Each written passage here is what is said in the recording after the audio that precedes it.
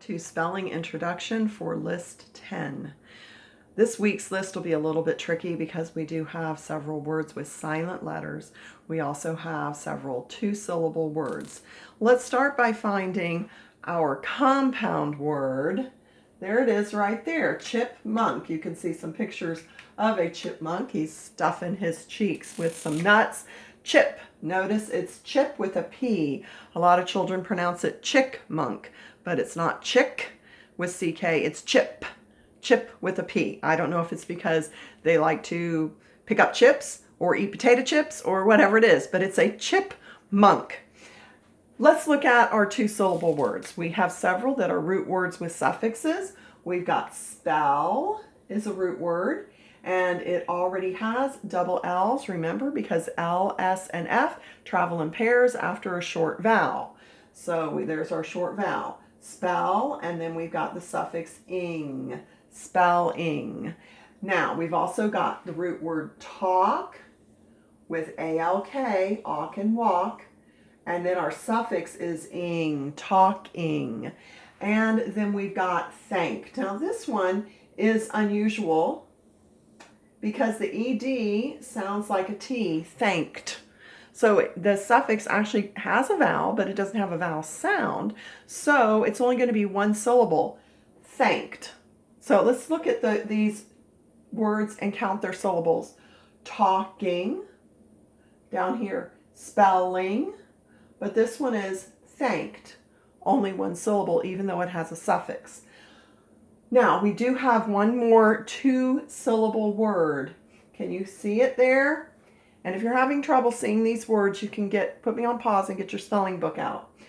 There it is, twinkle, twinkle. And does that have twins? And ink and wink, and ol and little. Now, we have several words with ink and wink, or ing and pointing, or ing and king. And you really can't hear the G, the N-G, very well. It's just kind of a weird sound. And it almost sounds, these ones with I almost sound like a long E. Thing, think. Don't let it confuse you. It is not long E. So I'm going to cross that out.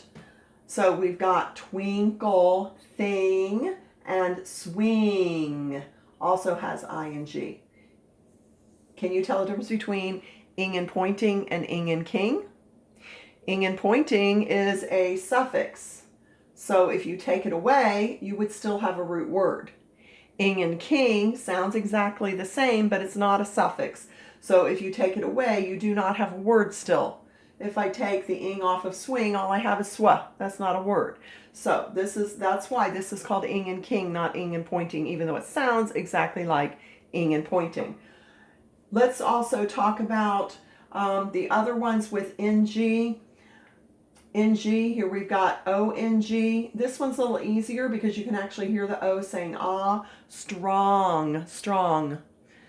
This one's easier because you can actually hear the U saying stung, ung. So ong and ung are easier. And let's see, onk.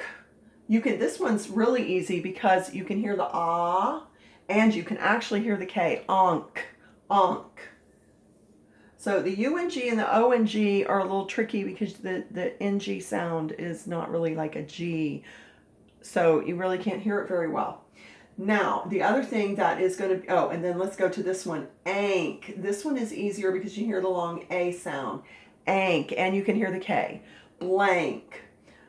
So, but you can tell these are going to be kind of tricky. Now, let's talk about this one because we have been writing ing, ink, ing, ing, and then all of a sudden we have IGN. IGN? What is that? Okay, so you're going to want to write ing. That is not the word sing. It is not ing. It is IGN. So when you see the G in front of the N, that means that the G is silent. This is n and nat. That is a silent G. And it's not sin. It's actually the I is saying its long sound. So that word is a really weird word. So that is sign. He saw the stop sign. Sign.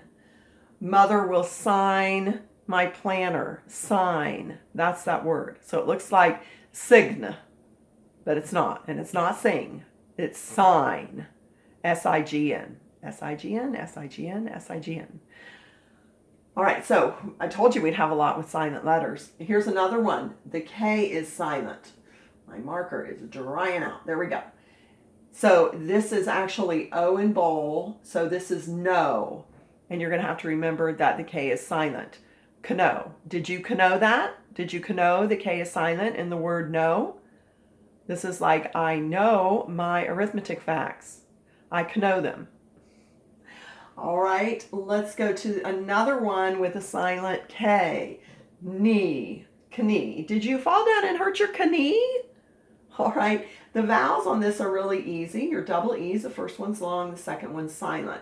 So that probably won't trip you up and make you fall on your knee, but the K might trip you up unless you remember it's your knee and don't pronounce it knee but knee. All right, enough of Mrs. Frazier's silliness. Now, Joe wants to say a joke to you, but don't get mixed up. I want you to remember, hopefully this will help you remember, on the word move, let's move over to the sight words here. This sounds like oh, ooh, ooh, like ooh and tooth, but it's not. It's a sight word. It's just M-O-V-E, move. And who. The O also sounds like ooh, but it's not. It's just an O. And the W is silent. Oh, another silent letter. Now, a lot of you have been reading this word bean. It is not bean. It is Ben. It's not a boy's name either. It's Ben, like I have been to Disney. Ben. I have been. It looks like bean because it's two vowels, but that's why we call it a sight word. So that is been. I have been to the playground before. I have been. Okay, we're going to end with the joke from Joe. And today you're also going to do your spelling worksheets in your spelling book. So try to do them well. The spelling test will be at school on Friday. All right, Joe, tell them your joke. I know you've been dying to do this.